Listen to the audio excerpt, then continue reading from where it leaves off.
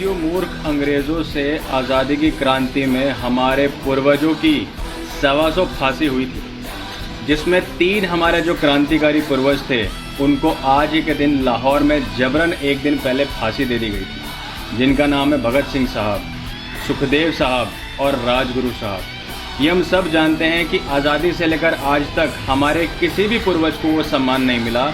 हमसे उनका इतिहास छुपाया गया, उनका बलिदान छुपाया गया, उनकी वीर गति छुपाई गई और फिर भी ये समाज मुंह में चावल बराबर दाना लेकर मौन रहा। लेकिन आज मैं आपसे क्यों कहना चाहता हूँ, इसलिए नहीं क्योंकि आपको इतिहास पता नहीं या मेरा यहाँ समय है आपको इतिहास बताने का, बल्कि सिर्फ इसीलिए कि आने वाली पीढ़ी और वर्तमान पीढ़ी जो मेरी युवा पीढ़ी है वो समझे कि हमारे जो 7 करोड़ क्रांतिकारी पूर्वज रहे वो क्या चाहते थे। जी हाँ, 7 करोड़ क्रांतिकारी रहे, बस अंतर इतना है कि कुछ लोग सामने थे और कुछ संयोजक थे, कुछ पीछे थे, लेकिन सबका पुरुषार्थ बलिदान एक मार्ग पर था और वो था मातृभूमि की सेवा और रक्षा। और जो वो इस वर्तमान पीढ़ी या आने वाली पीढ़ी से इच्छा जो चाहते थे, जो उनका सपना था, वो 3 सपने थे।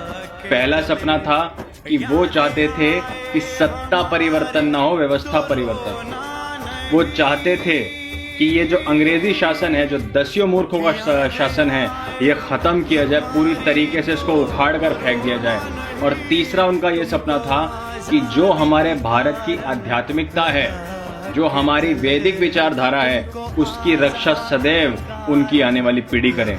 लेकिन अफसोस इसमें से हुआ कुछ नहीं, बल्कि आज की जितने भी वर्तमान सरकारें हैं, काला अक्षर भैंस बराबर पश्चिमी सभ्यता, पश्चिमी संस्कृति, पश्चिमी शिक्षा, पश्चिमी सोना खाना, उठना बैठना, चलना, हगना मूतना, सब कुछ उसी पर चल रहा है। और कुछ सरकार के ठेकेदार या किसी समाज के ठेकेदार ये कहते हैं कि भारत बदल रहा है, भारत आत्मनिर्भर बन रहा है।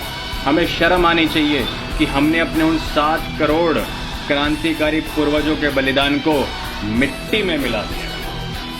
वंदे मातरम।